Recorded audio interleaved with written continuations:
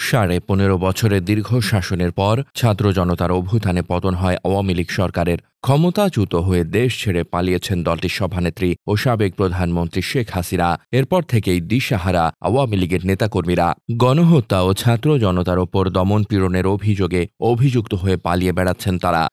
আন্তর্জাতিক অপরাধ ট্রাইব্যুনালে বিচারের মুখোমুখি সিনিয়র অনেক নেতা। দাবি উঠছে আওয়ামী লীগ নিষিদ্ধের। এমন পরিস্থিতিতে আগামী জাতীয় সংসদ নির্বাচনে দলটির অংশগ্রহণ নিয়েও তৈরি হয়েছে শঙ্কা। কিন্তু ভারতীয় সংবাদ মাধ্যম দ্য হিন্দুকে প্রধান উপদেষ্টা প্রফেসর ড. মোহাম্মদ ইউনূসের দেয়া এক বক্তব্য ঘিরে নতুন আলোচনা শুরু হয়েছে। বিশেষ করে আওয়ামী লীগকে নির্বাচনে আনতে বিএনপির অনাপত্তির বিষয়টি প্রকাশ্যে আনলে বিক্ষুব্ধ হন ছাত্র আন্দোলনের নেতারা। তারা মনে করেন এটা জুলাই আগস্টের শহীদদের সঙ্গে বিশ্বাসঘাতকতার শামিল। হিন্দুকে দেওয়া ওই সাক্ষাৎকারে প্রধান উপদেষ্টা বলেন, আমরা রাজনৈতিক দলের বিষয়ে সিদ্ধান্ত নিতে চাইনি, বিএনপি এটা করেছে। বলেছে সকল রাজনৈতিক দল অবশ্যই নির্বাচনে প্রতিদ্বন্দ্বিতা করবে, সুতরাং তারা ইতোমধ্যে রায় দিয়ে দিয়েছে।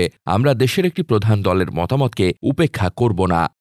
ছাত্ররা যখন গণহত্যার দায়ে আওয়ামী লীগকে বিচারের মুখোমুখি করার দাবি তুলছে, ঠিক তখন এমন বক্তব্য আশাহত করেছে তাদের। বিষয়টি নিয়ে প্রতিক্রিয়াও দিয়েছেন ছাত্র আন্দোলনের অনেক নেতা। বৈষম্য বিরোধী ছাত্র আন্দোলনের আহ্বায়ক হাসনাত আবদুল্লাহ এক ফেসবুক স্ট্যাটাসে জানিয়েছেন, ছেলেদের রক্তের ওপর পা রেখে দিল্লিকে কেবলা বানিয়ে ক্ষমতার মসনদে যাওয়ার আকাঙ্ক্ষা জনগণের মুক্তির নিয়তের সঙ্গে বিশ্বাসঘাতকতা। আওয়ামী পুনর্বাসনের জন্য যারা উদ্যোগ নেবে তাদেরকে ইতিহাস গণশত্রু হিসেবে চিহ্নিত করবে। তিনি আরও লেখেন, জুলাই অভ্যুত্থানের স্পিরিটকে যারা ধারণ করে, যারা গণমানুষের আশা আকাঙ্ক্ষার প্রতিফলন ঘটাতে চায়, তারা 24 পরবর্তী বাংলাদেশে আওয়ামী লীগের বিচার নিশ্চিত করার দাবি ছাড়া আওয়ামী লীগ নিয়ে রাজনৈতিক অঙ্গনে আর কোনো দ্বিতীয় বক্তব্য দিতে পারে না।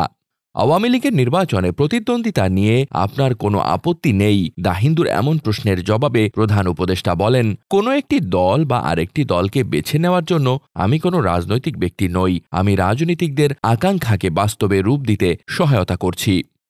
এর আগে সোমবার সরকারের যুব ও ক্রীড়া মন্ত্রণালয়ের উপদেষ্টা আসিফ মাহমুদ সজীব ভূঁইয়া বলেন, আমরা সরকারের পক্ষ থেকে যখন আওয়ামী লীগকে নিষিদ্ধের কথা বলি, তখন রাজনৈতিক দলগুলো তাদের বক্তৃতায় সেটি বাধা দেওয়ার চেষ্টা করছে। 1945 সালে জার্মানির ফ্যাসিস্ট নাৎসি পার্টিকে যদি নিষিদ্ধ করা হয় এবং এখনও তারা নিষিদ্ধ রয়েছে, সেখান থেকেই বোঝা উচিত আওয়ামী লীগের পরিণতি কি হওয়া উচিত। অন্যদিকে বৈষম্য বিরোধী ছাত্র আন্দোলনের সাবেক অন্যতম আহ্বায়ক ও বর্তমান জুলাই শহীদ স্মৃতি ফাউন্ডেশনের সাধারণ সম্পাদক সার্জিস আলম এক ফেসবুক পোস্টে লিখেছেন, গণহত্যার বিচারের পূর্বে আওয়ামী লীগকে কোনো নির্বাচনে অংশগ্রহণ করতে দেব না, প্রয়োজনে দ্বিতীয় অভ্যুত্থান হবে। এদিকে গতকাল আরেক উপদেষ্টা মাহফুজ আলম ফেসবুক পোস্টে লেখেন, গণ অভ্যুত্থানের শতদিন পরে পুরনো বন্দোবস্তের প্রতি দাসখত লিখে দেওয়া লোকেরা আবারও ঐক্যবদ্ধ হবে। এ দল ওই দল এখানে মুখ্য নয়, মুখ্য হল পুরাতন প্রজন্ম ও বন্দোবস্ত।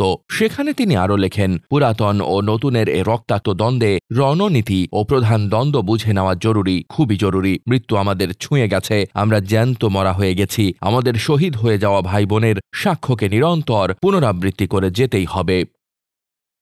ডেস্ক রিপোর্ট, বার্তা বাজার।